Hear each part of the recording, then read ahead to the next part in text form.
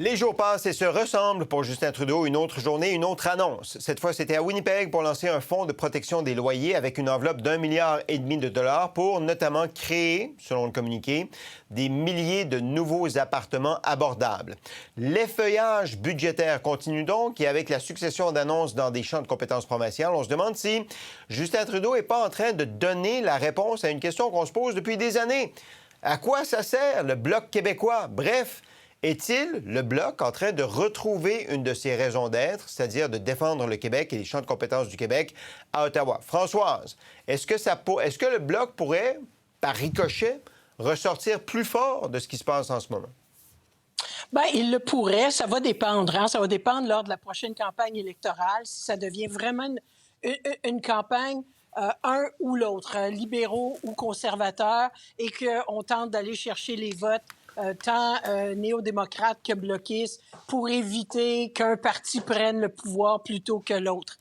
Je veux simplement ajouter dans l'équation un sondage qui est sorti hier de Nanos. Nanos qui fait qui va voir, sonde le terrain régulièrement. Puis ça n'a peut-être pas fait les grosses nouvelles parce qu'on voit souvent les conservateurs augmentent leur avance, etc., etc. Hier, t'es pas gentille, Françoise, t'es pas gentille. Oh, mon Dieu. Non, mais Je sais ce c'est que quand tu vas même dire. là. C'est quand même là dans le portrait. Alors, le gros titre à CTV, c'était l'avance des conservateurs de 20 points est maintenant rendue à 12. Ce qui certainement réconforte Justin Trudeau et ses annonces. Ça veut dire que ça marche? Et moi, ça veut dire que ça fonctionne, effectivement. Et ça, à mon grand désarroi, et vraiment, je suis désolée, parce que quand je fais les panels anglophones, si vous saviez la sandwich que je mange lorsque j'essaye d'expliquer à tous mes collègues et à ceux qui nous écoutent, hey, on a une constitution, vous en rappelez-vous? Puis que les gens, vous devriez voir ce qu'ils m'écrivent après sur les réseaux sociaux, qui s'en foutent de ma constitution parce qu'ils veulent l'argent, puis ils en ont besoin, puis enfin quelqu'un y pense, etc. Alors, je dis ça pourquoi? Parce que même au Québec, il y a beaucoup de gens, ça intéresse, semble-t-il, les commentateurs comme moi, les juristes comme moi, qui s'intéressent, qui pensent que quand tu signes un contrat avec quelqu'un, si je signe un contrat avec vous, Sébastien, je le signe pas avec quelqu'un d'autre. Alors, ça, là, dans le respect puis de la parole donnée, ça a l'air que ça compte plus parce qu'on a besoin d'argent, puis on joue là-dessus, nos leaders jouent là-dessus. Alors, le Bloc est vraiment mal pris parce que les gens veulent l'argent, mais en même temps, le Bloc doit défendre les intérêts du Québec. Alors, il s'en remet au gouvernement du Québec. Et comment le gouvernement du Québec va réagir à la possibilité de recevoir des milliards de dollars? Vas-tu juste gueuler un petit peu fort, pas trop, parce que dans le fin fond, ils veulent les milliards, ils en ont besoin? Ça aura aussi de l'influence pour le Bloc québécois. Alors, c'est intéressant le sondage, Michel. Est-ce que la stratégie de M. Trudeau est en train de marcher? Puis évidemment, c'est un sondage, là. Il faudra voir les autres. Là. Mais de dire, on répond à vos besoins, puis on met de côté la Constitution et les compétences. C'est évident que la population veut qu'on réponde à ses besoins avant de respecter les compétences et la Constitution. Je suis absolument convaincue de ça. Sauf que dans plusieurs des mesures annoncées, ça touche pas complètement le Québec non plus. Alors, il faudra voir. Moi, je pense qu'il est trop tôt. Là. Il reste encore beaucoup trop de temps avant une élection, à moins que le NPD... et je vois pas comment le NPD va déclencher. Ils n'ont pas l'air d'être partis pour ça. Non, ils vont pas déclencher. Ils en ont perdu encore. Oui, puis là, aujourd'hui, on annonce qu'il y a 3 députés qui vont quitter le NPD aux prochaines élections. Alors, ça n'arrivera pas. Députés. Mais mon point est le suivant, c'est qu'il est quand même encore trop tôt pour savoir si le Bloc va véritablement en profiter lors de la prochaine élection.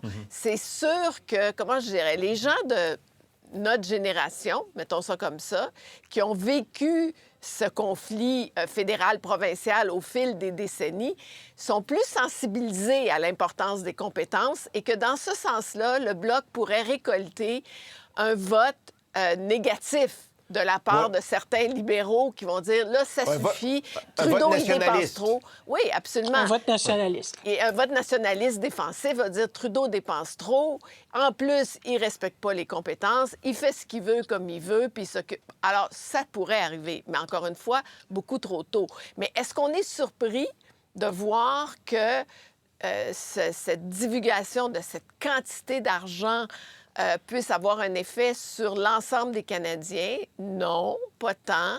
Mais encore là, attention, au Québec, moi, je pense pas qu'on va aimer ça de voir un déficit de 50 milliards. Je pense pas qu'on va aimer ça. Peut-être qu'il y a d'autres provinces, ça les dérange moins, mais je pense pas. Puis je pense pas qu'en Ontario, ils vont aimer ça tant que ça non plus, de voir qu'il y a un déficit de 50 milliards. Alors, voyons voir dans les prochaines semaines ce qui en retourne. Puis là, M. Trudeau, il ne pourra pas faire des annonces comme ça jusqu'à l'élection non plus. Là. Tu serais surprise. Il est riche. Non, écoute, non. Mais d'accord, c'est le 16 avril qu'on va savoir quelle est l'ampleur du déficit. Mais Jean-François, donc si on se projette dans l'avenir, aux prochaines élections, on voit donc Pierre Poilievre, le Parti conservateur, qui va dire qu'il va devoir prendre position sur les annonces faites par M. Trudeau. Est-ce que vous allez éliminer les programmes qui ont été mis sur pied par Justin Trudeau? Justin Trudeau qui va dire « je réponds à vos besoins » puis on met les compétences de côté. Quelle serait donc la stratégie du Bloc québécois pour passer entre les deux? Bien, c'est intéressant parce qu'à la fois les libéraux et Pierre Poilievre leur donnent au Bloc des arguments pour la phase finale, au moment où on sera en élection. Mais je veux dire d'abord que sur les sondages, moi, ce sondage-là, je le trouve intéressant, mais je vais attendre qu'il y en ait 4 autres. Oui. Ça va prendre 5 jours. Ça va nous prendre 5 jours en avoir 4 autres pour voir si c'est la tendance, parce que moi, j'ai vu un sondage, je pense que c'est 10 jours, qui montrait que les libéraux étaient tellement bas que le Bloc québécois allait former l'opposition officielle à Ottawa. Bon. Quelque chose. Alors ça, c'est un sondage. Je vous en ai pas parlé parce que les 4 autres n'étaient pas comme ça. Alors, il faut en prendre et en laisser, mais globalement, depuis, je dirais, 6 à 10 mois, en ce moment, le Bloc a plus de sièges, s'il y avait des élections maintenant, que les autres partis. Alors, ce qui est intéressant, c'est que ce que Michel dit sur la réaction des Québécois face à un gros déficit, ça, c'est soutenu par le sondage qu'il y a eu sur le déficit québécois de 11 milliards. Et le sondage était catastrophique. Il y avait, je pense, les 2/3 des Québécois, dont la moitié des caquistes restants étaient insatisfaits du budget. Alors, est-ce que c'est une mesure de l'insatisfaction générale qui s'est imprimée sur la réaction au budget? Mais quoi qu'il en soit, c'est sûr que ça n'a pas aidé. Alors, de la même façon, il y a une insatisfaction générale pour M. Trudeau. S'il arrive avec 50 milliards, je ne vois pas pourquoi les Québécois réagiraient autrement qu'au budget caquiste. Ça, c'est une chose. Maintenant, le Bloc québécois, lui, c'est sûr qu'il dit, écoutez, si vous voulez envoyer de l'argent au Québec, sans condition, on signe. OK? On signe. Mais là, il n'y a rien à signer. Mesure que juste M. envoyer Trudeau... Juste envoyer le chèque. Envoyer le chèque. À mesure que M. Trudeau accumule ses annonces, il devient de plus en plus mordant.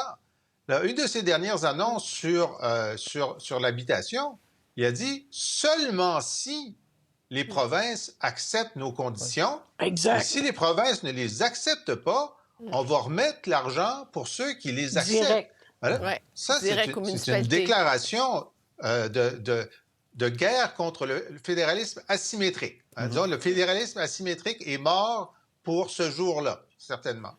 Alors, pour M. Yves-François Blanchet, il va dire, écoutez, c'est simple. Si on vote Trudeau, il nous impose ses conditions. Si on vote Poilievre, sur le logement, il a dit la même chose. Il a dit que nos maires étaient incompétents et qu'elle n'allait pas nous envoyer d'argent si on n'appliquait pas la politique Poilievre. Alors, pour le vote nationaliste, là, il y a juste une chose à faire, c'est de voter Bloc. D'accord. Sur les champs de compétences, il y a une question qui a été posée à M. Trudeau aujourd'hui, je pense que c'est aujourd'hui. Qu'est-ce que vous feriez, vous, si les provinces allaient jouer dans vos champs de compétences? Voici la question et la réponse. Est-ce que vous accepteriez que des provinces empiètent dans les compétences fédérales? OK. On est toujours là pour travailler en partenariat sur tous les enjeux qui sont préoccupants pour les Canadiens. Et je suis toujours content d'entendre les perspectives et recevoir de l'argent des provinces s'ils veulent investir dans notre militaire, par exemple. C'était la cassette. Mais avec nos conditions. 80 du message, mais le dernier bout, c'est Il y en intéressant. envoie déjà. Mais avec nos conditions. Ah, avec On nos va conditions, respecter ouais. nos conditions. Oui. Dimitri, sur l'effet des annonces de M. Trudeau par les temps qui courent, vous pensez quoi? On va voir quel sera l'effet. Mais je vous recommande fortement d'aller lire l'analyse de Paul Journet aujourd'hui, avec le titre qui dit que le Bloc pourrait être le collatéral, le gagnant collatéral. Ouais. Le gagnant collatéral. Et vous savez, c'est le fun pour les analystes et les journalistes. On parle du Bloc, on parle de la coalition, on parle des conservateurs avec leur campagne sur la taxe carbone. On parle de la coalition libéralo-néo-démocrate. Mais vous savez, parfois, les ruisseaux les plus silencieux, éventuellement, aboutissent dans le fleuve quand même. Ça ne veut pas dire que le Bloc ne fait pas son travail sur le terrain. Ça ne veut pas dire que, encore une fois, sous-estimer le Bloc serait la pire erreur et de dire que la prochaine élection va être clairement Poilievre-Trudeau. Parce que, ultimement, pour une bonne partie de Québécois, et c'est ça le grand défi du Parti conservateur du Canada, le Bloc québécois sont perçus comme notre monde. C'est notre chez nous. En même temps, puis Françoise, je vous ai accusé erronément de ne pas être gentil parce que je pensais que vous allez faire référence au sondage qui est sorti par Nanos aussi, qui sondait à qui faites-vous confiance sur le plan de l'économie. Et en première place, bien sûr, les conservateurs, mais en deuxième place, Sébastien, vous savez c'était qui? Qui? Personne. Ah, il y a personne Justin Trudeau était en troisième place, 16 points derrière M. Poilievre. Et vous savez ce qui était encore plus intéressant? Dans les 18 à 34 ans, la base libérale, M. Trudeau était en arrière de M. Singh. Écoutez, quand les gouvernements sont dans une position désespérée, c'est comme prendre du spaghetti puis de le lancer sur le mur et de voir qu'est-ce qui va coller. D'un point de vue communication, je trouve la tactique brillante. Journée après journée, ils font leur annonce. Puis ce que je vois aussi dans leur annonce, puis je vais être très intéressé de voir dans le budget, il y a des milliards qui pleuvent partout, mais une partie de ces milliards, c'est des prêts. C'est des prêts, par exemple, pour les garderies. C'est des prêts, par exemple, pour la construction de logements. Mais encore une fois, la question que je me pose à chaque jour, puis mon Dieu, on va devoir attendre au moins 12 mois, c'est que est-ce que les gens écoutent toujours ce gouvernement ou est-ce qu'ils sont déjà passés à autre chose? Mais le Bloc québécois, ne pas le sous-estimer. Juste parce que ça ne fait pas des grosses manchettes chaque jour, ça ne veut pas dire que ça ne travaille pas sur le terrain. La rivière tranquille se rend dans le fleuve. Faut pas surestimer les conservateurs non plus, parce que moi, ce que ça me montre, tout ça, là, c'est qu'on parle beaucoup moins des conservateurs depuis le début de cette nouvelle façon de fonctionner des libéraux fédéraux. Et ça devrait être un message à Pierre Poilievre que c'est le fun, les rallyes, axe de taxes, puis coupons la taxe à tout azimut, puis d'un bout à l'autre du pays, ça ramasse beaucoup. Il va y avoir énormément d'argent, mais il y a des limites au Canada dans ce que tu peux dépenser en campagne électorale. Alors, il va falloir qu'il commence à sortir d'autres idées parce que ça commence à être plate, ça.